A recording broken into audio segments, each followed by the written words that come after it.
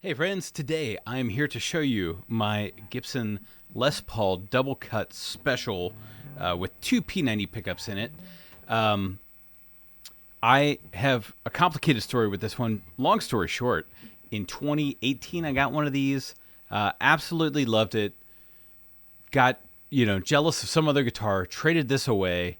Then I desperately tried to trade the guy back for it, but he wanted like $300 or $400 more than what I traded it to him for, or sold it to him for. I can't remember which it was. And he was saying like, "Oh, well, this one has mods to it. It's worth more now.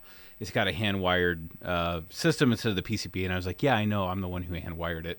Whatever." That's Craigslist. I have a whole series of shorts about things that drive me crazy on Craigslist.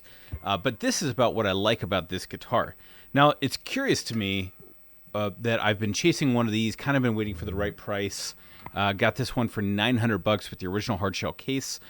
They were not original strings, but there are very few signs of play aside from a little buckle rash on the back here, which that's going to happen. I was going to say, if I catch it just right in the light, I saw it for a glimpse there, and cool. You can kind of see it with a little light there, but long story short, I loved this guitar. I love the dead simple layout of it. One volume, one tone, not even like the standard 4-pot Les Paul thing. Gibson P90s are incredible pickups. They sound really like just warm and crisp and punchy, and they kind of do it all, depending on how you configure the tone. So the only downsides of this guitar are, one, not even a downside as far as I'm concerned, but the PCB just makes it a little annoying, because I am going to do a pickups comparison with this. I intend to keep the Gibson P90s, but I have a set of tone hatch P90s that I'm going to try out in here. So for that, you have to put in, a new volume, a new tone, whatever, not the end of the world. I've got a 500K CTS. The only debate was I was trying to figure out, like, is that a short or a long shaft? I think it's probably a short, since the body cavity, has an indentation there, but I'll let you know when I get into it, and that'll be a separate video, obviously.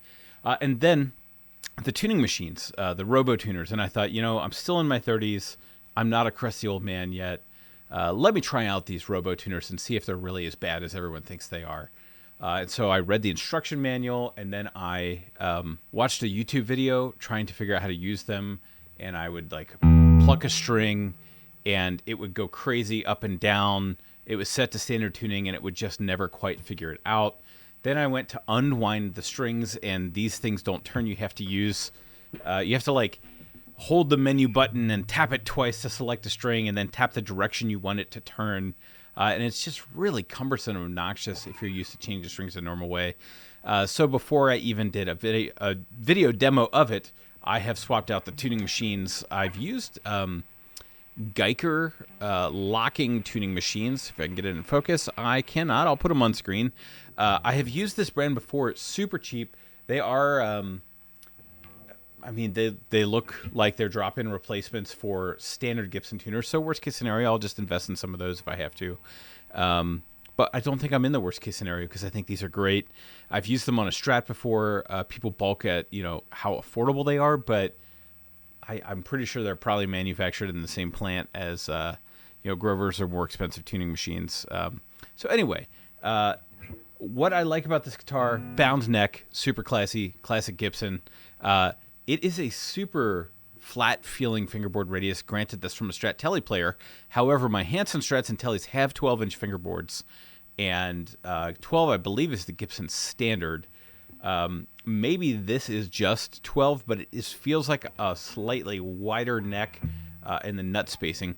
Other cool thing is the original owner who I bought this from registered this with Gibson, and they sent him a replacement, I think titanium nut, because they said people who had registered this were complaining about the brass nut and the tuning stability.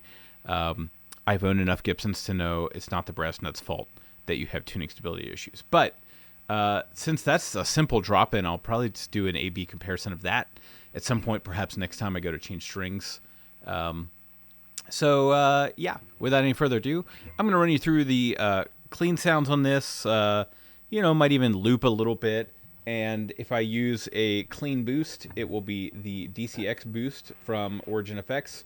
If I use a drive, it will be the Revival Drive Compact from Origin Effects. My delay is the Orion from UAFX. I've got the Evermore reverb for like an ambient hall reverb, and then I've got the Strymon Cloudburst, which I don't foresee using.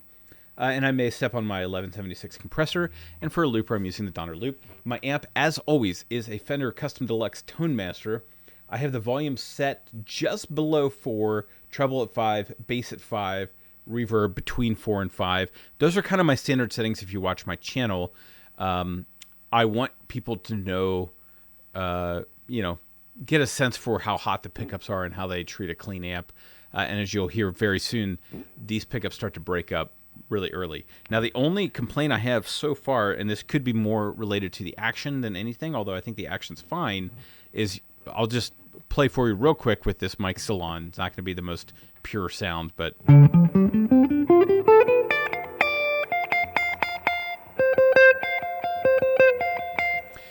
that high E string sounds really quiet to me. So maybe I just need to raise that pickup, but I could do the same comparison on the bridge pickup, and that doesn't seem like as stark of a difference. So, maybe that magnet's losing some power. Maybe it just needs to be raised a little bit, or maybe, the string is kind of fretting out somewhere. But I think the fact that it's different between the two pickups probably explains it. And stepping on a compressor cleans it up. So here's the neck pickup again.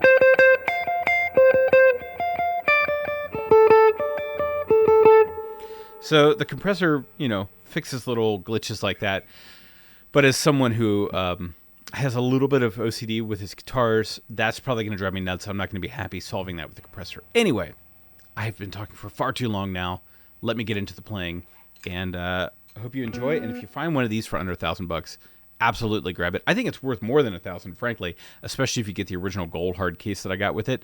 But it's certainly worth every bit of $1,000. So I hope you enjoy, and thanks for watching.